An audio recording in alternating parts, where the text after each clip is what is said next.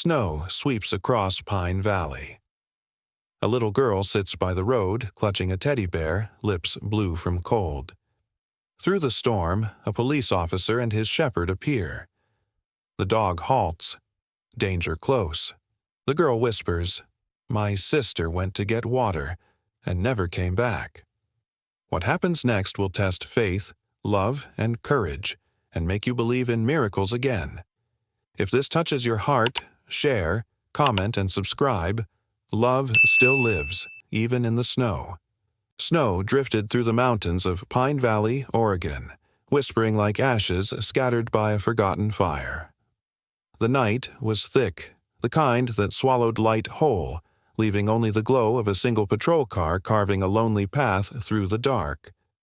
Inside sat Deputy Ryan Cole, the deputy sheriff of Jefferson County, a man whose silence often said more than words. At 42, Ryan's face bore the kind of lines carved not by age, but by memory. The faint scars near his jaw, the shadow of a beard grown from long shifts and longer nights. His eyes, steel gray and steady, carried a tired vigilance, the look of someone who had seen too many endings that never made the news. The heater groaned against the cold as his gloved hands tightened on the steering wheel. Beside him, Shadow, his K9 partner, a 6-year-old German shepherd with a thick sable coat and intelligent amber eyes, sat upright. The dog's left ear had a small notch from an old rescue mission, a reminder of a past where he had saved Ryan from a collapsing barn fire. They were two creatures of habit, bound not by duty alone, but by quiet loyalty. Men of few words, and one dog who needed none. The night had that fragile stillness that only heavy snow can bring. Soundless, suffocating, endless. The radio crackled softly with dispatch chatter, muffled by static. Ryan's thumb brushed over the worn metal badge clipped to his chest, Jefferson County Sheriff's Office. He had worn it for 12 years, though lately it felt heavier. His wife had left 5 winters ago, the same year his brother, also an officer, was killed during a call gone wrong. Since then, Ryan had worked every late shift he could take as if movement itself could outrun grief. Tonight was one of those nights. The wipers scraped rhythmically against the windshield when Shadow suddenly lifted his head, muscles tensing, ears pricked toward the right side of the road. Ryan followed the dog's gaze and froze. There, illuminated by the headlight's narrow beam, was a small figure. A little girl sat curled on a snow-covered bench by the roadside. Too small, too still. Her coat hung unevenly from her shoulders, one sleeve missing a button, the hem crusted with ice. A torn scarf was knotted around her neck. Her hair, chestnut brown, clung damply to her cheeks, and her lips were pale blue. In her arms she clutched a stuffed bear whose fur had been rubbed thin, its one remaining glass eye catching the light like a tear. For a moment, Ryan thought she was a lost doll left behind in the storm, until her chest rose weakly.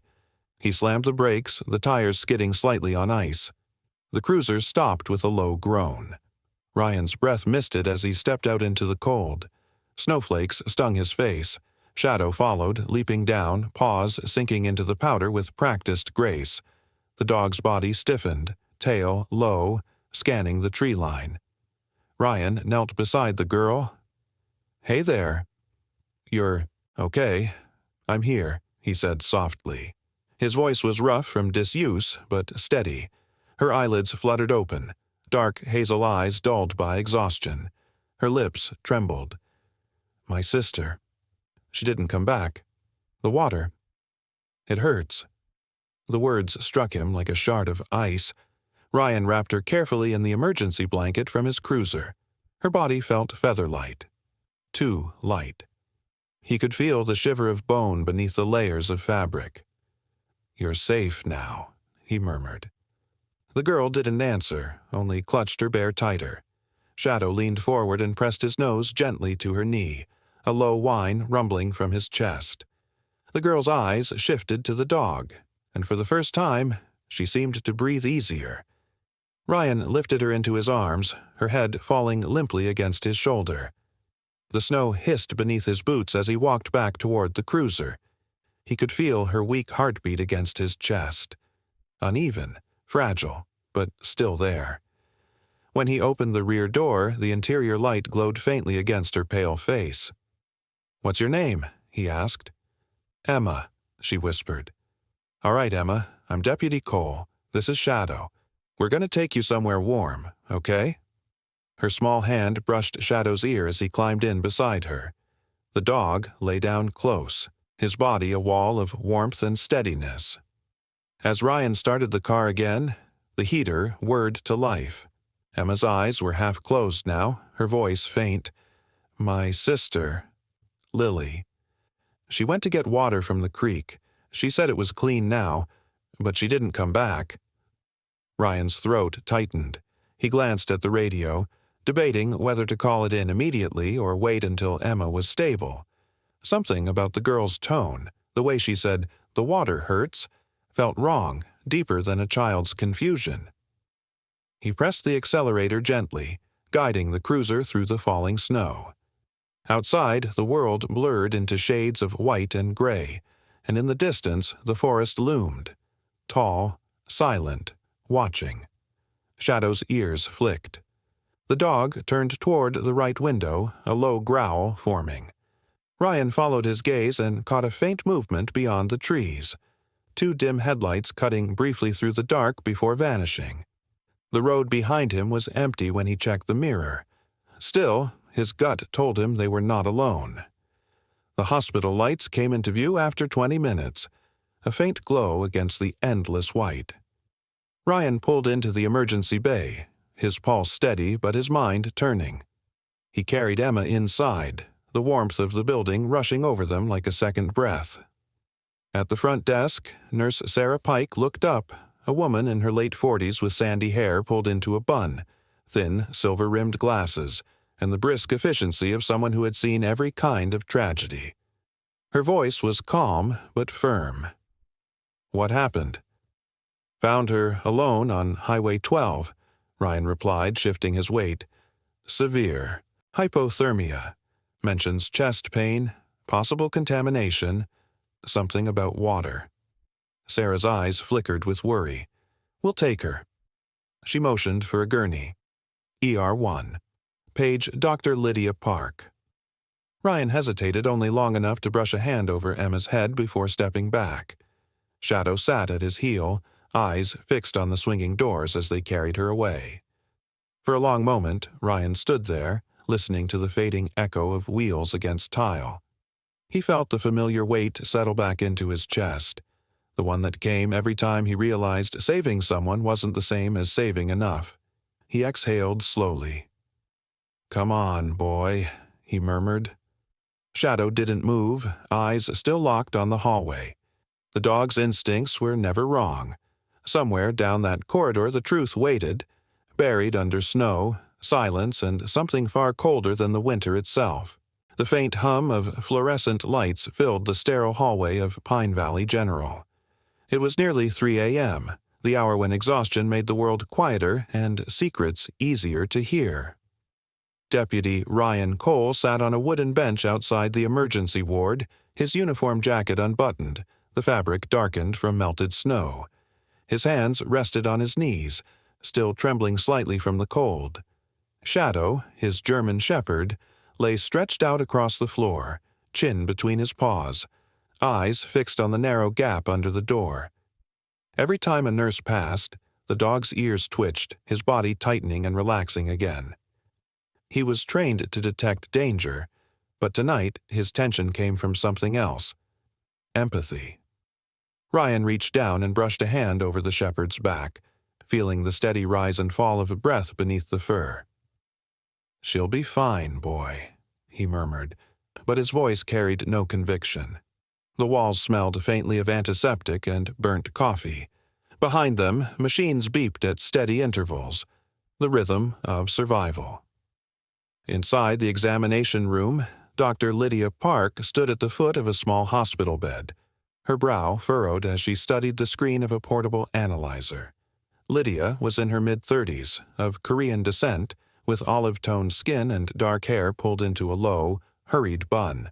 Her white coat looked slightly oversized, the sleeves rolled to her elbows. There was a thin scar on her wrist, the kind one earns from years of fieldwork in rural clinics before finding steadier ground in hospital walls. Colleagues called her the calm after chaos, a doctor who rarely raised her voice no matter the emergency. But tonight, her calm was cracking. Emma Gray lay motionless beneath the heat lamps, her tiny chest rising with mechanical rhythm. The oxygen mask fogged and cleared in fragile waves.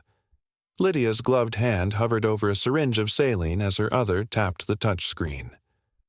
Toxicology, blood work, heavy metals panel, she whispered. When the results appeared, she froze. Ryan looked up when the door opened.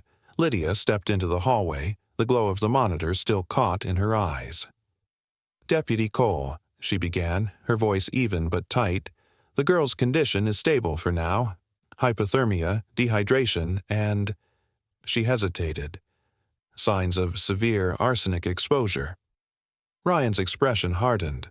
"Arsenic?" "Yes. Concentrations far beyond what a child could encounter accidentally." Lydia folded her arms, her posture shifting from professional to defensive. "I ran the test twice. It's not environmental residue, it's ingestion, probably through water." Ryan leaned back slowly, jaw tightening as gears turned behind his stoic face. "She said something about that. The water hurt." He rubbed a hand over his mouth. "Her sister went to get water and didn't come back." Lydia's gaze softened. "Then the sister might have been exposed too." She hesitated, then lowered her voice. "I shouldn't say this, but this isn't the first unusual blood panel this week." Ryan's attention sharpened. "What do you mean?" Lydia glanced toward the nurse's station, ensuring no one was listening. "2 other patients admitted earlier this month, both with acute respiratory distress and similar toxin profiles. The files were sealed by the hospital board the next day." Ryan frowned. "Sealed?" "Yes," she said quietly. "Locked under administrative order. When I tried to re-access the data, I was redirected. The permissions were flagged under North Pure Industries." Ryan straightened, his instincts catching the scent of something familiar. Bureaucracy masking rot. "The water company?" "The same," Lydia confirmed. "They've been contracting with the county for almost a decade. They also fund this hospital's new wing." Her mouth twisted slightly, a rare show of contempt. "Which makes asking questions inconvenient." A soft whimper interrupted them.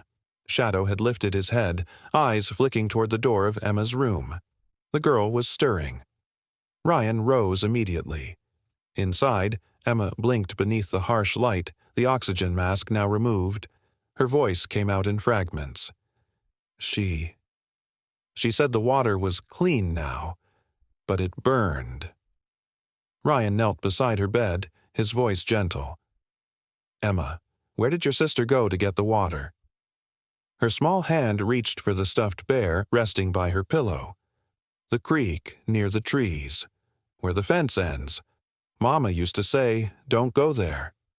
Her brow furrowed faintly as if trying to remember something important. "But Lily said the company fixed it. She was wrong." The monitors beeped faster as her breathing quickened. Lydia stepped in, adjusting the flow of oxygen. "It's okay, sweetheart. You need to rest." Emma's gaze drifted toward the window, snow still falling beyond the frosted glass. "Is she coming back?" she whispered. Ryan couldn't answer. He placed a steady hand over the blanket instead. "We'll find her." The words carried the weight of a promise he had no right to make, but had to. Outside the window, the red lights of a snowplow passed slowly through the street, vanishing into the white. Lydia stood near the foot of the bed, watching both of them. The weary officer and the frightened child, and something in her resolve hardened. "I can pull the hospital's archived water reports," she said after a moment. "But I'll have to do it from my office upstairs, quietly." Ryan nodded once. "Do it. I'll keep the kids safe." Upstairs, Lydia moved through the dimly lit research lab. Rows of computers lined the walls, their blue glow reflecting off her glasses. The lab was empty except for a janitor mopping in the corner. Tomas Rivera, a man in his 60s, lean and stooped, with a thick gray mustache and kind eyes. He'd worked in the hospital longer than anyone, knew every leak, every broken pipe. "Working late again, Doc?" he asked in a slow drawl. "You'll wear yourself out before this town ever changes." Lydia smiled faintly, tapping her keycard against the reader. "Maybe, but change has to start somewhere." The door clicked open. Inside, she logged into the hospital database and frowned. The file for municipal water analysis, Pine Valley District, flashed red. Access restricted. She tried again, rerouted through a side protocol, a trick she had learned back when she worked disaster relief in Seoul. This time, the file opened, but only partially. The first page listed trace metals. The next pages were blacked out with digital masking. Her pulse quickened. She clicked Export. The printer whirred, spitting out half-legible datasheets stamped with North Pure's logo. Downstairs, Ryan waited in the hallway. Nurse Sarah Pike returned, offering him a coffee in a paper cup. "You look like a man who's been awake for 3 days," she said dryly. Ryan gave a faint, grateful smile. "Something like that." Sarah's demeanor softened. Beneath the layers of professionalism there was a maternal warmth. "That little girl. She's lucky you found her when you did. Another hour out there and—" She didn't finish.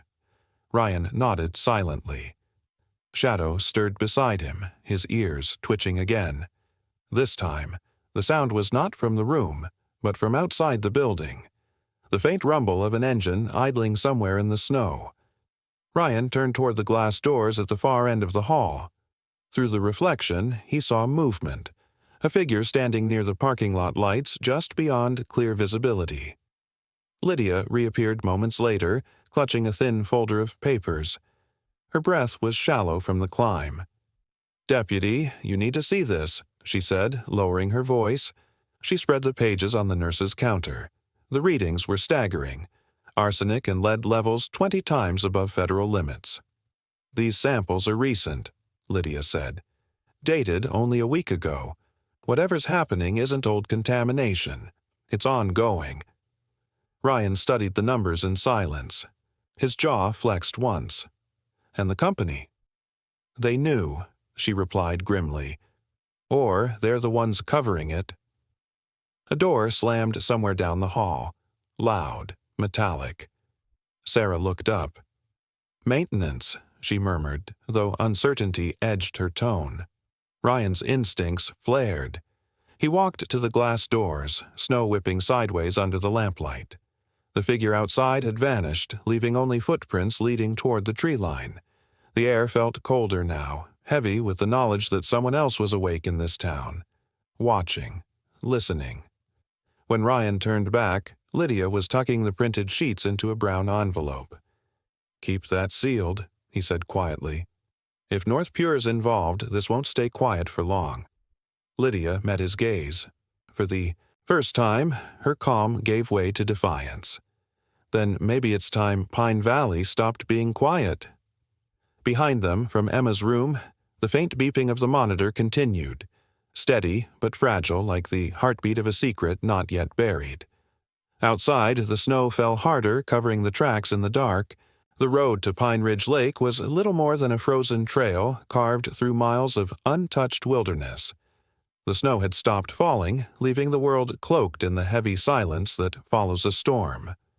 Deputy Ryan Cole drove slowly, headlights brushing against tall pines draped in frost. Shadow, his K9 partner, sat alert in the passenger seat, amber eyes reflecting the thin slivers of dawn beginning to creep over the horizon. The air inside the cruiser was heavy with the smell of wet fur and cold leather. Neither of them had slept since the night before, when Lydia's discovery had cracked open the calm facade of Pine Valley. Arsenic in the water, sealed reports, a missing woman. Ryan's mind looped through each fact like pieces of a jigsaw that refused to fit. He wasn't sure which bothered him more, the poison itself or the deliberate silence surrounding it. He parked near the edge of the lake, where the asphalt ended and the dirt began. Pine Ridge Lake stretched out before him like a sheet of dull glass, still half frozen, reflecting the pale sky in shades of silver and gray. The water should have been pristine. It fed directly from the mountain streams. But even from a distance, Ryan could smell something faintly metallic in the air. Shadow jumped out first, paws sinking into the crusted snow, his breath steaming as he sniffed the ground. The faint scent of diesel hung in the air, mixed with something chemical. A crow perched on a dead branch above them. Feathers puffed against the cold, cawing once before taking flight. The lake felt wrong, as if life itself was retreating from it. At the far end of the road stood a small wooden cabin, its roof sagging under years of neglect. Smoke curled weakly from the chimney, carrying the smell of pinewood and coffee. Ryan approached, boots crunching over ice, and knocked on the door. It opened halfway, revealing Tom Everett, a man whose age seemed carved into his bones. He was in his late 60s, tall but stooped, with a wiry frame and a weathered face browned by decades of sun and wind. His beard was thick and silver, trimmed unevenly, and his eyes, sharp blue and unblinking, studied Ryan with a hunter's caution. A worn flannel shirt clung to his shoulders, sleeves rolled to reveal sinewy forearms marked with old scars. "You're Cole, right? Sheriff's man from town," Tom said, his voice deep and gravelly. "That's right," Ryan answered. "Dr. Park said you might know something about a woman named Lily Gray." Tom stepped aside without another word, letting him in. The cabin's interior was simple but well kept. Pelts on the walls, a pot of stew simmering over a small stove, and the faint smell of tobacco lingering in the air. A hunting rifle leaned in the corner near the door. Shadow trotted in behind Ryan, nose twitching. Tom poured coffee into 2 chipped mugs, motioning for Ryan to sit. "She came by 3, maybe 4 days ago," he said, settling, into an old armchair that creaked under his weight. "Young woman, late 20s maybe. Brown hair, tied back in one of them blue bands. Looked tired, but polite. Said her name was Lily Gray, told me her sister was sick. Wanted to know if I'd seen any dead animals by the water." Ryan nodded, listening closely. Tom's eyes grew distant, his voice roughening. "She carried a folder with papers, and one of those clear bottles. Said she was testing the runoff from the North Pure plant. I told her she was wasting her time. The water's been off for months. But she just smiled, said, 'Truth always leaves a trace.' Next day I went down to the dock, found her prints in the snow, then nothing." Ryan leaned forward, elbows on his knees. "You didn't see anyone else? Only tracks of a truck, heavy treads like government issue or company grade, same kind the contractors use up near the plant." Tom's fingers drummed against his mug. "I've hunted these woods 40 years, Deputy. Never seen the lake this quiet. Deer, foxes, even the birds. Gone. And the ones I did find?" He gestured toward the back of the cabin. "Dead near the creek. Skin pale, eyes clouded, stinking of metal." The words hung in the air, dense as smoke. Ryan's jaw tightened. "You think it's poison?" "I don't think," Tom replied flatly. "I know. The bastards are dumping in the North Stream. Always at night when the fog's thick enough to hide the trucks." He leaned forward, his gaze locking with Ryan's. "You want to find your missing girl, follow the pipes. They'll lead you straight to hell." Shadow's low growl interrupted the silence. He stood near the window, ears stiff, eyes fixed on the tree line beyond the cabin. Ryan followed his gaze, a flicker of movement between the pines. He rose quietly, stepping closer to the glass. Through the haze of frost he saw a dark shape. A black SUV parked about 50 yards away, half hidden behind the trees. No plates. The engine idled faintly, exhaust ghosting in the cold air. "You expecting company?" Ryan asked without turning. Tom's eyes narrowed. "Haven't had company since last deer season." The older man stood, reaching for his rifle. "Looks like you brought some with you." Ryan's pulse quickened, though his face remained still. He moved to the door, opening it just enough to look through the gap. The SUV's headlights stayed off, but inside he could see silhouettes. 2, maybe 3 figures. One of them lifted something to their mouth, a faint glint of metal. A radio. "Shadow, heel," Ryan ordered quietly. The dog came to his side instantly, body tense and ready. Tom adjusted the rifle's sight, muttering under his breath. "You think they're with the company?" "Either that," Ryan said, "or they don't want us asking questions." The words had barely left his mouth when the SUV's engine roared. The tires spun, flinging snow, as the vehicle pulled away, vanishing down the road toward the plant.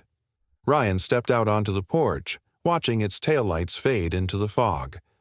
The only sound left was the distant hum of the motor dying in the cold air. Shadow's growl subsided, replaced by the sharp whistle of wind through the pines. For a long moment, the two men stood side by side, the lawman and the hunter, both staring at the same horizon, both understanding that silence in Pine Valley had a price. Ryan turned back toward Tom. "I'll need that map you keep," he said, "the one marking the drainage pipes." Tom nodded slowly, moving to a drawer by the stove. He pulled out a folded topographic map, edges worn and creased. "You didn't get this from me," he said, handing it over. "If North Pure's got eyes in the woods, they'll know soon enough you're sniffing around." Ryan took it, slipping it into his coat. "They already know," he said quietly. Shadow brushed against his leg, eyes still fixed on the trees. Tom sighed, setting his rifle back down. "Be careful, Deputy. Pine Valley's got long memories, and longer shadows." Ryan looked once more toward the lake. The wind stirred the surface, breaking the reflection of the sky into fragments. For a second, he imagined a figure standing at the edge, a young woman with brown hair holding a bottle of water, smiling through the cold. Then the vision dissolved, leaving only ripples spreading through the poisoned calm. He exhaled, turning toward his cruiser. "Come on, boy," he said softly. "We've got a trail to follow." Shadow bounded ahead, paws kicking up the snow, as behind them the cabin light flickered once, then went dark. By the time Ryan Cole reached the gray residence, the afternoon light had turned brittle, sliding across the forest like glass over stone. The narrow road wound deeper into the pines until it disappeared entirely, forcing him to continue on foot. Shadow padded silently beside him, his paws leaving brief impressions in the thin crust of snow. The trees whispered in the wind, a low, ghostly hum that seemed to echo the same unease gnawing at Ryan's gut. He knew the feeling too well, the quiet before something breaks. The cabin came into view just as the last bit of daylight faded. It was small, almost swallowed by the forest, its walls painted a dull gray that blended into the winter around it. A metal mailbox hung open, half buried in snow, stuffed with unopened letters.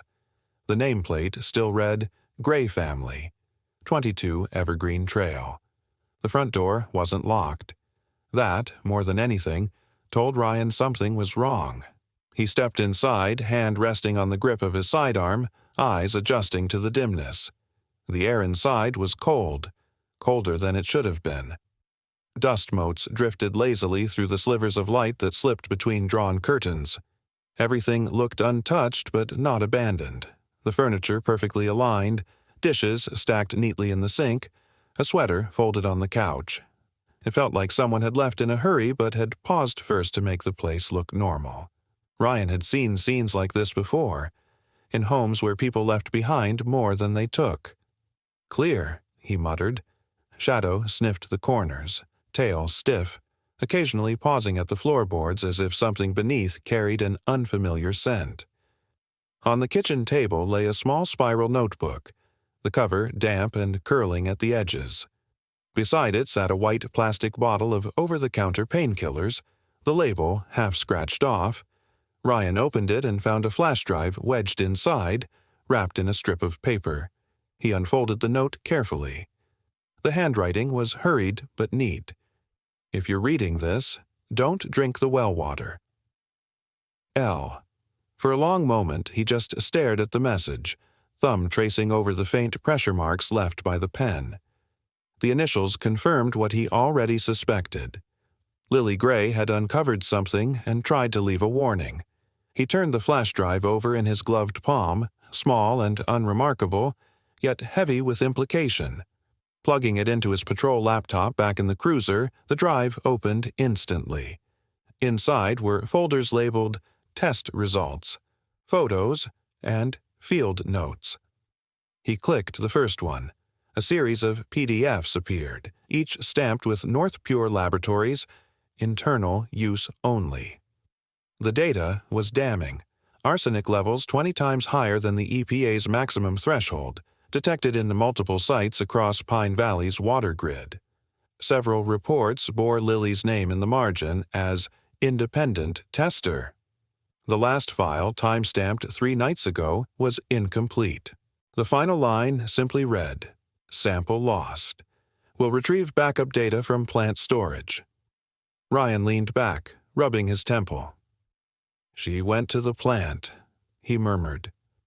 Shadow rested his head against Ryan's leg, sensing the tension in his partner's voice. A sudden crunch of tires over ice made Ryan's head snap toward the window. He closed the laptop and moved quickly to the side, peering through a gap in the curtain. A dark SUV rolled slowly past the trail entrance, the same make and color as the one he'd seen outside Tom Everett's cabin. Its headlights stayed off, but the faint glow of a dashboard light revealed 2 silhouettes inside. The vehicle lingered for a moment, then continued down the road, disappearing into the trees. Ryan stayed still until the sound faded completely. Only then did he exhale. "They're tracking the trail," he muttered. "We're not the only ones looking for her." The floor creaked behind him. Shadow had moved toward the hallway, ears erect. Ryan followed cautiously. The back bedroom was small. Twin beds, one made neatly, the other tangled in sheets as if a child had just woken from a nightmare. A faded poster of a horse hung crooked on the wall. On the nightstand, a photograph sat in a cracked frame. 2 sisters, Lily and Emma, smiling under a summer sky. Ryan studied the image longer than he meant to. Lily had kind eyes, the sort that told you she was the one who always tried to fix things even when she shouldn't. He'd seen that same expression once, in his late wife, before she stopped believing the world could change. Ryan set the frame down gently. "We'll find her," he said softly, as if the promise could reach the woman in the photo. He was still standing there when the door creaked open behind him. "Guess you're still breaking into people's homes, huh?" a familiar voice said. Ryan turned sharply. A man leaned against the doorway, camera bag slung across one shoulder, a crooked grin under a 3-day beard. Ben Foster. He was in his late 20s, wiry and quick-eyed, with a restless energy that seemed to fill any space he entered. His dark blonde hair was wind-tossed, his jacket covered in a thin layer of snow. "Heard about the girl," Ben said, stepping inside. "Emma Gray. Thought you might be on it."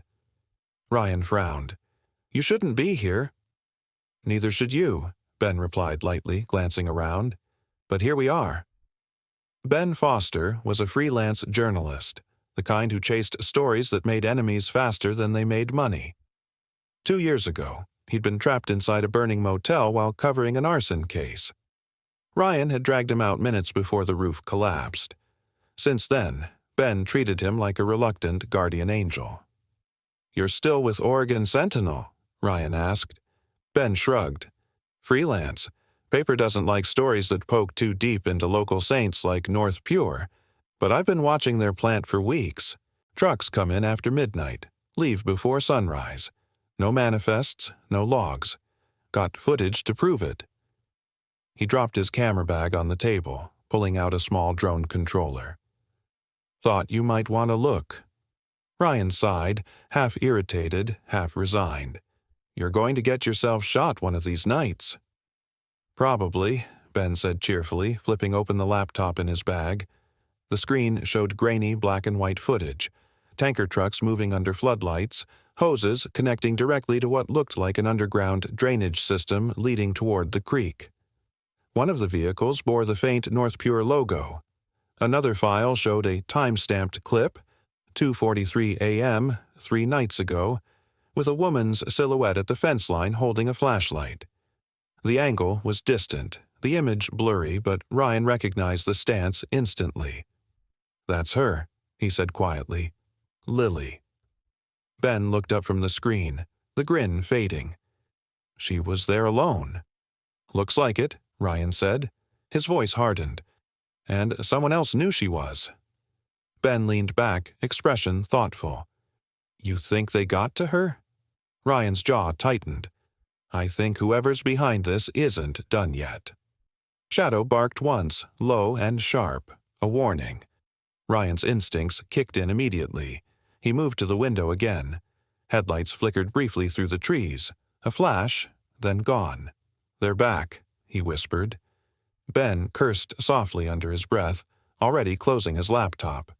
Ryan grabbed the USB and slid it into his coat pocket. "Out the back," he said. They slipped through the rear door, snow crunching under their boots. The forest loomed ahead, dark and silent except for the soft rasp of the wind. Behind them, an engine started. Ryan didn't look back. "We'll regroup at the station," he said. Ben nodded, clutching his camera. Shadow stayed close, his breath visible in the freezing air, every step silent as a shadow's promise.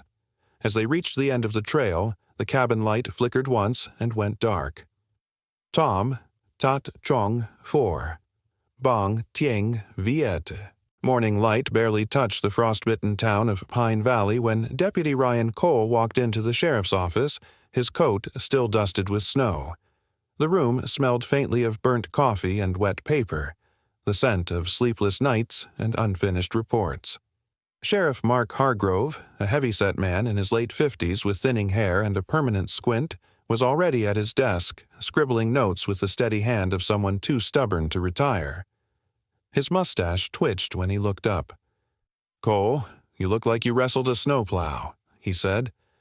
Ryan didn't answer. He placed the USB on the desk. Lily Gray's files. The company's dumping poison into Pine Valley's water. Hargrove sighed, removing his glasses to rub his eyes. "You've got proof?" "Enough to start a war," Ryan said, "and I'm guessing North Pure knows it." As if summoned by the words, the office door opened behind him. A man in a dark wool overcoat stepped inside, shaking snow from his gloves with the calm precision of someone who never rushed unless it served him. Nathan Cole, attorney for North Pure Industries. Mid-40s, tall, lean, impeccably dressed, charcoal suit under the coat, black leather shoes polished to mirror shine. His dark hair was slicked back neatly, revealing a sharp widow's peak and an expression that hovered between charm and calculation. His eyes were pale gray, cold as steel filings under frost. "Deputy Cole," Nathan greeted smoothly, voice low and deliberate. "I hear you've taken quite an interest in my client's operations." Ryan turned slowly, jaw tightening. "Your client is poisoning half this county." Nathan smiled, a practiced expression that never reached his eyes. Big words for a man standing on circumstantial evidence and conspiracy talk. He approached Hargrove's desk, placing a folder down. The girl, Emma Gray, and her sister, victims of a contaminated private well. Tragic, but not our doing. Ryan's knuckles whitened against the table. "Then why did your company seal the hospital records?" Nathan adjusted his cufflinks. "Because misinformation spreads faster than facts, and men like you, men with badges and grief to burn, tend to light fires where there's only fog." The insult landed like ice against Ryan's spine. He took one step forward before Hargrove intervened. "Enough," the sheriff said firmly. "The station doesn't host shouting matches." Nathan nodded politely, retrieving his folder. "Of course, I only came to remind Deputy Cole that slander has consequences." As he turned to leave, he paused by the door. "Be careful chasing ghosts, Deputy. Some don't like being found. His polished shoes clicked against the tile as he disappeared into the white glare outside. The room fell quiet except for the ticking of the wall clock. Hargrove broke the silence first. "He's a snake, but a powerful one," he muttered. "Tread lightly, Ryan." Ryan's gaze stayed on the door. "Snakes only matter when you let them coil around the truth." He picked up his jacket. "I'm not letting go." Hours later, the storm returned, thick curtains of snow swallowing the streets and muffling the world. Ryan was halfway through typing his report when the phone rang, shrill and urgent. He grabbed it. "Cole." On the other end, Dr. Lydia Park's voice trembled, laced with panic. "She's gone. Emma's gone." Ryan froze. "What do you mean, gone?" "She was here 15 minutes ago," Lydia said rapidly. "I stepped out for supplies. When I came back, her bed was empty, and the hallway cameras are down." Her breathing quickened. "Security says there was a power surge, but—" "Stay put," Ryan interrupted. "I'm on my way." He hung up before she could reply. The cruiser's tires carved deep tracks through the slush as he sped toward Pine Valley General. The building loomed like a dim lantern in the whiteout. Inside, chaos reigned. Nurses whispered in small clusters, their voices edged with fear. Lydia stood near the nurses' station, still in her lab coat, her face pale beneath the harsh lights. "We searched every wing," she said when Ryan approached. "No sign of her, and the maintenance logs show 2 technicians entered the floor an hour ago, except no one signed them in." Ryan's pulse thundered. "Where's Sarah?" "She's checking the basement cameras." Lydia swallowed hard. "Ryan, they knew exactly where to go. They unplugged the monitors and wiped the footage." Ryan didn't answer. He turned toward the corridor leading to the exit. "Come on, Shadow." Outside, the snow hit harder, the air thick with ice and static. Shadow lowered his head, sniffing the ground where fresh footprints dented the slush, small, fast, followed by larger boot prints. The trail led toward the parking lot, ending at a patch of flattened snow where a vehicle had recently been. Ryan crouched, brushing his glove over the tracks. "SUV," he murmured. "Same treads as before." Shadow whined, nose lifting toward the wind. The dog's fur bristled as he turned east toward the industrial district. Ryan followed his gaze. Beyond the town's edge, the faint glow of floodlights shimmered through the fog, outlining the shape of North Pure's main plant. By the time they reached the outskirts of the facility, night had swallowed what little light the storm allowed. The chain-link fence that surrounded the plant was half buried in snow, its warning signs clinking softly in the wind. The hum of machinery pulsed beneath the storm, deep, mechanical, alive. Ryan killed the headlights and sat for a moment staring through the windshield. "If they've got her," he said quietly. Shadow shifted beside him, tail twitching. The dog pressed his nose to the glass and let out a low growl. Through the haze, Ryan saw it. The faint flash of a tanker's hazard lights as it rolled through the plant gates, heading toward the back road that wound down to Pine Ridge Lake. He started the engine again, heart pounding. The cruiser's tires gripped the icy road as he followed from a distance, keeping the lights off. Every instinct screamed that he was walking into a trap, but hesitation was a luxury long lost to him. "Hang on, Emma," he muttered. "We're coming." The storm swallowed his words as the truck disappeared into the dark, and behind him, the empty roads of Pine Valley stretched like veins feeding into a poisoned heart. The storm over Pine Valley had grown into something feral, the kind that swallowed the horizon and erased the line between sky and ground. The North Pure industrial plant loomed like a dark fortress in the snow, its floodlights cutting sharp white beams through the swirling ice. Metal structures groaned under the wind's weight, and toxic steam rose from half-frozen vents. Deputy Ryan Cole crouched behind an abandoned service truck near the fence, snow crusting his shoulders, his breath shallow against the cold. His canine partner, Shadow, crouched beside him, fur bristling, eyes gleaming amber beneath the flickering light. Ryan's jaw clenched as he scanned the perimeter. A dozen tanker trucks idled in a line, their exhaust coiling into the blizzard like ghosts. Somewhere behind those walls, a little girl was waiting for him.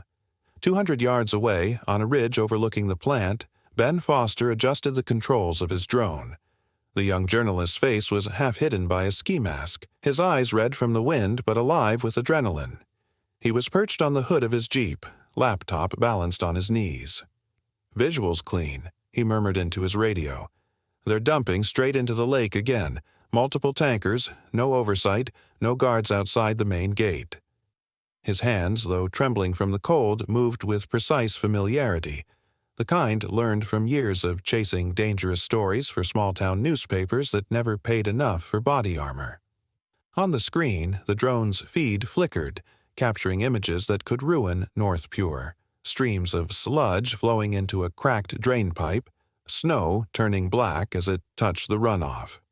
"You're getting this, right?" he said. "Lydia, tell me you're online." Miles away, in her dimly lit hospital office, Dr. Lydia Park hunched over her computer. Her dark hair was tied back, a pair of wireless earbuds in her ears, the glow of multiple monitors illuminating her face. "I'm in," she replied quietly. Their firewalls heavy, but not impossible. Lydia's fingers moved in a blur, her reflection dancing across the glass as lines of code scrolled past. "Ryan, I found the containment logs. They've been falsifying toxin data for years. Not just Pine Valley. 6 other towns show the same pattern." She swallowed hard, her voice tightening. "I'm sending the files to the EPA and every major outlet. Once it's out, they can't bury it anymore." Ryan pressed the radio closer. "Good. Stay connected, both of you. I'm going in." He cut the line before Lydia could protest and motioned to Shadow. The dog moved low to the ground, muscles rippling under his winter coat as they slipped through a gap in the fence. Inside, the air was a blend of snow and chemical vapor, the wind carrying a faint metallic sting. They moved between shadowed storage tanks and stacks of metal drums labeled non-potable waste. A faint noise stopped Ryan. Coughing. Human. He followed the sound to a corrugated warehouse door. The lock was broken, as if someone had forced it from the inside. He pushed it open. The beam of his flashlight sliced through the dark, revealing half a dozen figures huddled near a heater, faces pale, eyes sunken. Factory workers, sick, frightened, poisoned. And in the middle of them, curled beneath a blanket too thin for the cold, was Emma Gray. Her small frame trembled as the light fell across her face. "Ryan," she whispered, voice raw. He crossed the floor in 3 strides and dropped to his knees, lifting her gently. "I've got you," he said. Shadow moved to cover the door, a low growl rising in his throat. The workers watched silently. Men and women in their 40s, their skin mottled with rashes, their eyes filled with resignation. "They made us stay," one man rasped, his beard crusted with frost. "Said if we talked, our families would lose everything." Ryan looked around the warehouse. Rows of chemical barrels stacked to the ceiling, many marked with radiation hazard warnings. "We're getting you all out," he said. But before he could move, a voice cut through the howling wind behind him. "Well, that would be a problem, Deputy." Ryan turned. Nathan Cole stood in the doorway, the snowstorm raging behind him, his dark overcoat snapping in the wind. The man's polished calm from the morning was gone. His face glistened with sweat, his hair disheveled. A black pistol hung casually from his gloved hand. "You've gone too far," Nathan said, his voice cold but shaking at the edges. "You should have walked away when I gave you the chance." Ryan set Emma gently behind him. "Where's Lily Gray?" Nathan smiled, not kindly, but almost pityingly. "Dead. She found what she shouldn't have, and now her little crusade ends with you." His gun rose, aimed at Ryan's chest. "You think this is about water? It's about control. North Pure doesn't serve the people, Deputy. It owns them." Before Ryan could reply, Shadow moved. The shepherd lunged with a feral snarl, his body a streak of motion through the snow-choked air. The gun fired once, the sound muffled by the storm, and Nathan stumbled as Shadow hit him, teeth locking onto his forearm. The weapon clattered across the floor. Ryan charged forward, driving his shoulder into Nathan's chest, slamming him into a metal drum. The attorney swung wildly with his free hand, but Ryan's training and fury made him faster. A sharp punch to the jaw sent Nathan reeling. He grabbed for a crowbar, but Ryan caught his wrist and twisted. "You hurt that girl," Ryan hissed, "and every man here drinks your lies." With one brutal strike, he disarmed him, the crowbar clanging to the floor. Nathan staggered back, clutching his bleeding arm, eyes wide with disbelief. "You have no idea what you've done," he spat. "You think this ends here?" "It does tonight," Ryan said. A sudden rumble shook the ground beneath them. The chemical tanks were vibrating. A chain reaction. One of the sick workers shouted, "The line's ruptured!" Greenish vapor hissed from a cracked valve, spreading through the room. Nathan's face went pale. "You idiot! It's volatile!" The explosion cut him off. A blinding flash erupted behind the warehouse, the blast wave throwing Ryan to the floor. Metal shrieked, flames streaked orange through the storm. Shadow barked wildly, circling Ryan as he grabbed Emma and pulled her close. "Move!" he shouted to the workers. They staggered through the smoke toward the emergency exit. Outside, the night glowed an unnatural amber, snow turning to steam as fire met ice. Ryan shielded Emma with his body, sprinting toward the perimeter gate as more explosions rolled across the plant. Behind them, the roof collapsed in a roar of fire and metal. Ryan looked back once. Nathan Cole lay half-buried under debris, unmoving. "Let's go," he said to Shadow, voice raw. The dog limped slightly, fur singed and darkened by soot, but his eyes still burned with defiance. Together, they ran into the white storm, Emma clinging to Ryan's neck, the wind howling like the voice of the forest itself. Somewhere behind them, the flames consumed North Pure's empire, its shadow burning out against the snow. The dawn broke gently over Pine Valley, washing the snow-covered hills in a pale gold that shimmered like forgiveness. What had been a battlefield hours ago now lay silent beneath the morning light. Smoke curling lazily from the ruins of the North Pure facility, twisted steel rising from the drifts like the bones of some fallen giant. Federal vehicles lined the main road, their engines idling against the cold. Agents in dark parkas marked evidence, took samples, and spoke in clipped tones muffled by their scarves. The storm had passed, but its echoes still lingered.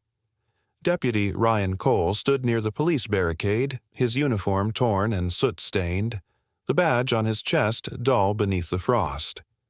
Shadow, his K-9 partner, sat at his side, wrapped in a thermal blanket. The dog's left flank bore a patch of dried blood, but his eyes, steady and watchful, reflected the sunrise. Ryan rested a gloved hand on his neck. "We made it, partner," he murmured. Shadow leaned his head gently against Ryan's leg, tail thumping once against the snow. A convoy of black SUVs approached, stopping just beyond the perimeter. The lead vehicle's door opened, and Special Agent Dana Ruiz stepped out. She was in her early 40s, of Hispanic descent, her face sharp but kind beneath the brim of her FBI cap. Her dark hair was pulled into a low braid, streaked with silver that caught the morning light. Her posture was confident, her eyes calm, those of someone who had seen enough chaos to stop being impressed by it. "Deputy Cole?" she asked, offering her hand. Her voice carried the authority of someone who had led teams through disaster zones. "Agent Ruiz, FBI Environmental Crimes Division. We've taken control of the site. Your report and the footage Mr. Foster provided, they're going to change a lot of things." Ryan shook her hand, his grip firm but tired. "It's not about change," he said quietly. "It's about accountability." Ruiz nodded once, her gaze softening. "Then you've done your job." Across the road, Ben Foster stood with his camera, recording the cleanup.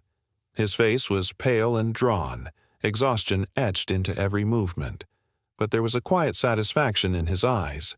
His coat was torn at the sleeve, his gloves blackened with soot. "Guess this'll make the front page," he said when Ryan approached. "Not bad for a guy who used to cover high school football." Ryan managed a small smile. "You've earned your headline." Ben shrugged. "Let's just hope people actually read it." His tone carried something deeper than cynicism. Something like faith, battered but alive. As he turned back to his equipment, he caught sight of Shadow and knelt to scratch behind the dog's ear. "You're the real hero, huh?" Shadow licked his hand once before settling back beside Ryan, eyes half closed in the warmth of the sun. At the hospital, later that morning, Dr. Lydia Park walked briskly down the corridor, her white coat fluttering behind her like a banner.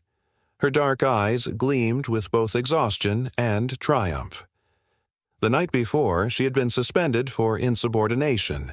Now, the reinstatement order was pinned to her clipboard, stamped and sealed by federal authorities. Her hacking of North Pure's servers, once a criminal offense, had become a key piece of evidence in the FBI's case. She paused outside room 204, took a steadying breath, and stepped inside. The room was warm, sunlight pooling across the bed where Emma Gray lay asleep, her tiny frame almost lost in the hospital sheets. Beside her sat Ryan, his posture straight but his expression soft. Shadow rested under the window, head on his paws, breathing steady. When Emma stirred, her lashes fluttering open, she blinked up at Ryan.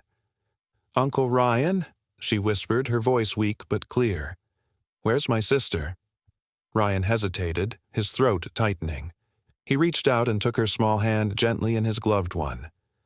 "We're looking, sweetheart," he said. Before Emma could reply, Lydia entered, a quiet smile touching her lips. "You don't have to look anymore," she said softly. Ryan stood, hope flaring through his exhaustion. "What do you mean?" Lydia held up a tablet displaying a medical report. The FBI search team found her this morning, near the old rail crossing west of the plant. Lily Gray, alive. Badly injured, but stable. She's been transferred to Salem General for treatment. Emma's eyes widened, tears welling instantly. "She's alive?" Lydia nodded. "She's asking for you." By afternoon, the hospital in Salem buzzed with the sound of reporters, agents, and doctors moving in rhythm. Outside room 312, Ryan paused, one hand on the doorframe. Through the small window, he saw Lily Gray lying in bed, pale but breathing. Her hair, once golden, was now tangled and streaked with ash. Tubes ran from her arm, monitors beeping softly beside her. Emma sat on the edge of the bed, holding her sister's hand tightly. When Lily opened her eyes, the faintest smile curved her lips. "Hey, trouble," she whispered. Emma choked on a laugh, burying her face against her sister's chest. Ryan stayed at the doorway, silent, the moment too sacred to interrupt. Lydia stood beside him, arms crossed, a gentle pride softening her features. "Not many men would have gone through that storm," she said quietly. Ryan's gaze stayed fixed on the two sisters. "Not many storms worth it," he replied. Outside, the snow had begun to melt, droplets sliding down the windowpane like the remnants of tears. The last remnants of North Pure's power were dissolving, its executives under arrest, its name flashing across national headlines. In the hospital courtyard below, Sheriff Mark Hargrove stood beside a podium, addressing local press. Deputy Ryan Cole displayed extraordinary courage in the face of grave danger, he said firmly.